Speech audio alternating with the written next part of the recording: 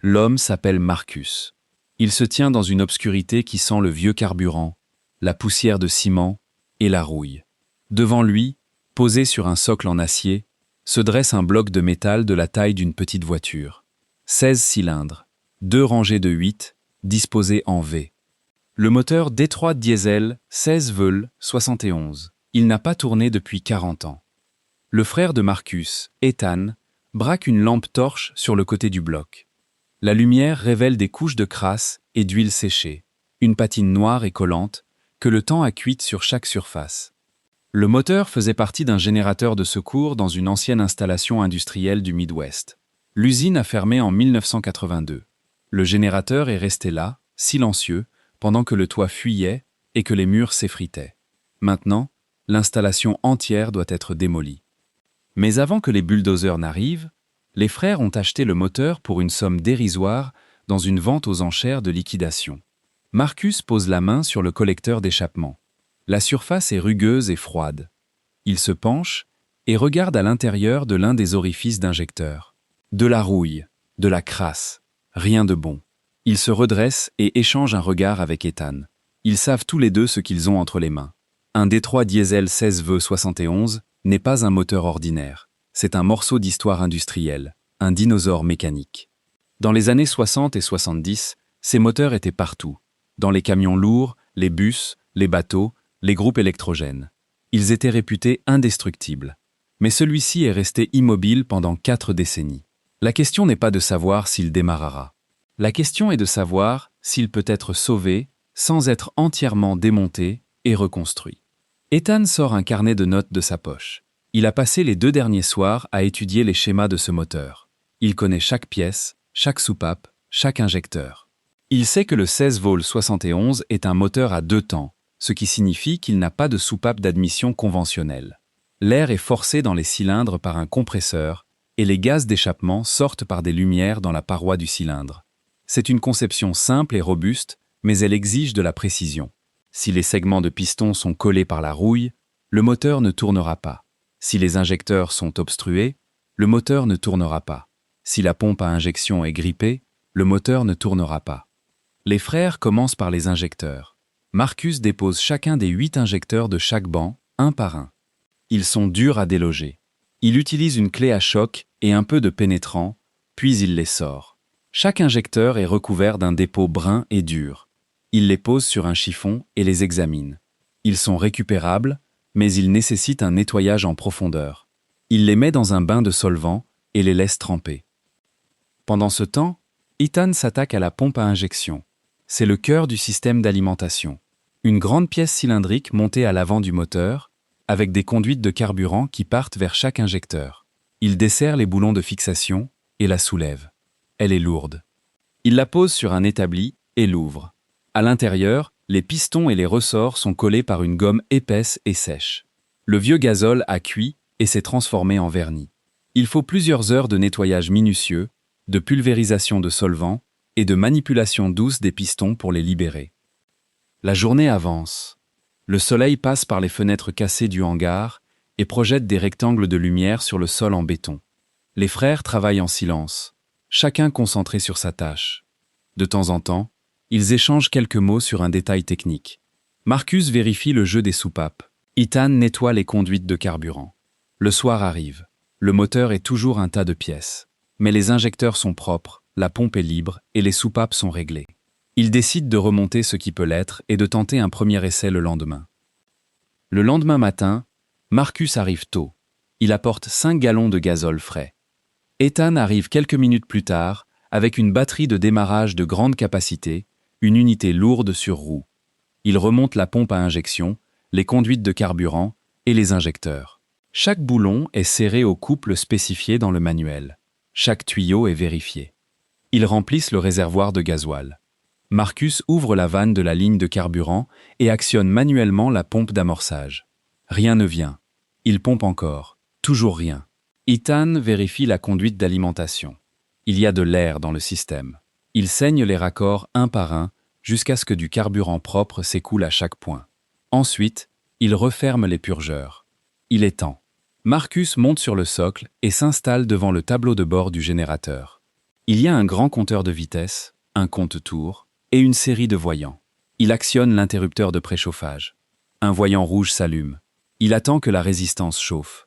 Puis, il tourne la clé de contact. Le démarreur électrique émet un son faible. Le moteur tourne lentement, une rotation laborieuse et lourde.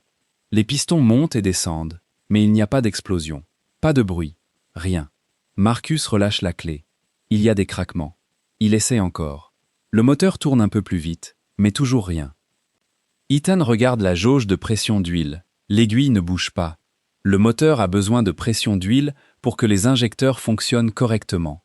Il y a une pompe à huile dans le carter, mais elle doit être amorcée. Si l'huile a coulé de la pompe pendant 40 ans, il n'y a pas d'amorçage. Marcus le sait. Il descend du socle et va chercher un bidon d'huile. Il en verse 3 litres dans l'orifice de remplissage d'huile, puis il dévisse le bouchon de la pompe d'injection et verse un peu d'huile directement dans la pompe. Il remonte, tourne la clé. Le démarreur grogne. Le moteur tourne plus vite cette fois. La jauge de pression d'huile bouge à peine. Marcus continue.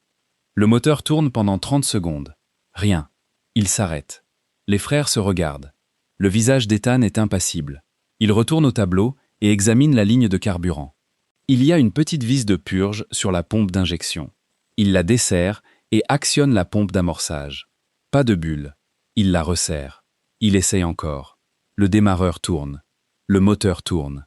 Cette fois, la jauge de pression d'huile monte un peu. Marcus tourne la clé. Le moteur continue de tourner. Soudain, un cylindre tousse. Une bouffée de fumée grise sort de l'échappement. Une autre toussote. Puis 2 cylindres. Puis 4. Le bruit change. Une cadence irrégulière s'installe. Le moteur tousse, crache. Et puis, soudainement, une détonation. Le moteur prend vie. Un rugissement profond et grave emplit le hangar. Les vitres tremblent. Le sol vibre. Les frères reculent, les oreilles qui bourdonnent. Le moteur tourne. Irrégulier, mais il tourne. Il a fallu 40 ans et 2 jours pour entendre ce son. Marcus ajuste le régime. Le ralenti se stabilise. Le compte-tours indique 600 tours par minute. Le moteur fume un peu, mais la fumée devient plus claire à mesure qu'il chauffe. Il tourne ainsi pendant 5 minutes. Puis Marcus tourne la clé. Le moteur s'arrête. Le silence revient, mais il est différent. Il y a maintenant une odeur de gazole chaud et d'huile dans l'air. Les frères ne disent rien pendant un long moment. Puis Ethan sourit. Il a les mains noires de graisse et les genoux sales. Marcus essuie son front avec le dos de sa main. Ils ont réussi. Un moteur de la taille d'une voiture, une pièce d'histoire industrielle, un dinosaure mécanique. Il fonctionne. Alors qu'ils rangent leurs outils, Marcus s'arrête et regarde le moteur. Il y a quelque chose de presque émouvant dans cette bête de métal qui a repris vie. Ce n'est pas juste un assemblage de pièces. C'est une machine qui a battu le temps. Elle a survécu à la rouille, à l'abandon, à la négligence. Et maintenant, elle est prête à travailler à nouveau. Ils décident de ne pas vendre le moteur tout de suite. Ils veulent d'abord le tester sous charge. Ils le connectent à un générateur de taille moyenne qu'ils ont récupéré, un alternateur de 150 kW.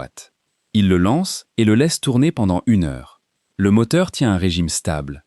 La température monte à 90 degrés et se stabilise. La pression d'huile est bonne. Les injecteurs ne fuient pas.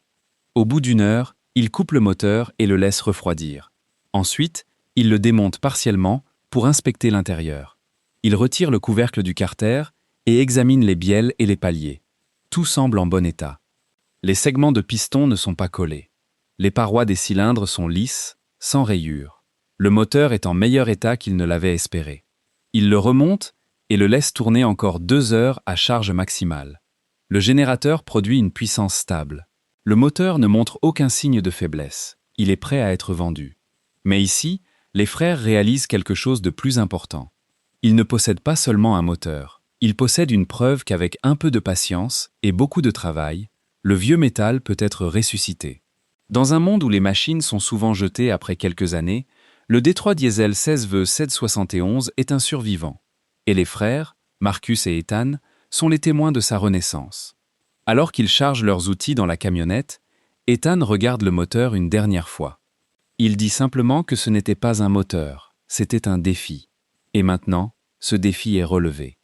Eh les gars, petite pause rapide avant qu'on continue. Si vous aimez ce genre d'histoire de résurrection mécanique, où la ténacité et l'huile de coude font des miracles, assurez-vous de cliquer sur le bouton d'abonnement. Parce que vous ne croirez pas ce que les frères ont trouvé ensuite. Un autre moteur, encore plus gros, encore plus rouillé, est presque oublié dans un entrepôt abandonné. Laissez un commentaire pour dire d'où vous regardez dans le monde. Et maintenant, retour à l'histoire.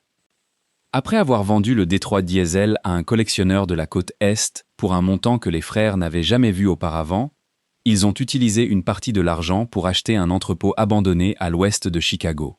L'entrepôt contenait des caisses en bois, des machines-outils et, au fond, sous une bâche en plastique déchiré, un autre moteur.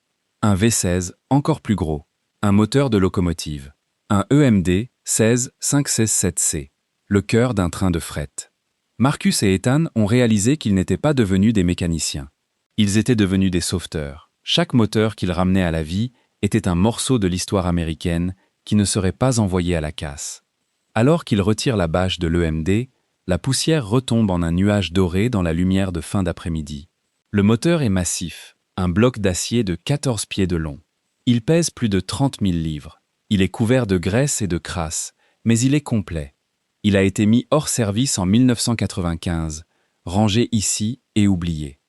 Les frères réalisent que ce projet sera beaucoup plus grand, mais ils ne reculent pas. Ils ont déjà ressuscité un dinosaure. Maintenant, ils vont s'attaquer à un monstre. L'entrepôt sent la poussière et le vieux métal. Marcus pose la main sur le vilebrequin, une barre d'acier forgée aussi épaisse que son bras. Il est libre. Le moteur va tourner. Ça va demander des semaines de travail, peut-être des mois. Mais les frères savent maintenant que rien n'est impossible. Quand on a suffisamment de solvant, une clé à choc et une obsession tranquille pour la mécanique du passé, on peut faire revivre les morts, à condition qu'ils soient en fonte. Marcus et Ethan continueront à chercher ces moteurs. Ils les achèteront, les nettoieront, les remettront en état et les vendront à des gens qui comprendront leur valeur. Et chaque fois qu'un ancien diesel crache sa première bouffée de fumée, après des décennies de silence, ils entendront le bruit, non pas juste d'un moteur qui démarre, mais d'une promesse tenue. Si vous aimez ces histoires de machines oubliées et de frères qui les ramènent à la vie, abonnez-vous, activez la cloche de notification et laissez un commentaire pour nous dire quel moteur vous aimeriez voir ressusciter. Et n'oubliez pas, la prochaine fois que vous verrez un vieux tas de ferraille rouillé, regardez-le 2 fois. Il n'est peut-être pas mort. Juste en attente. Jusqu'à la prochaine fois, continuez à chercher la vérité dans des endroits inattendus.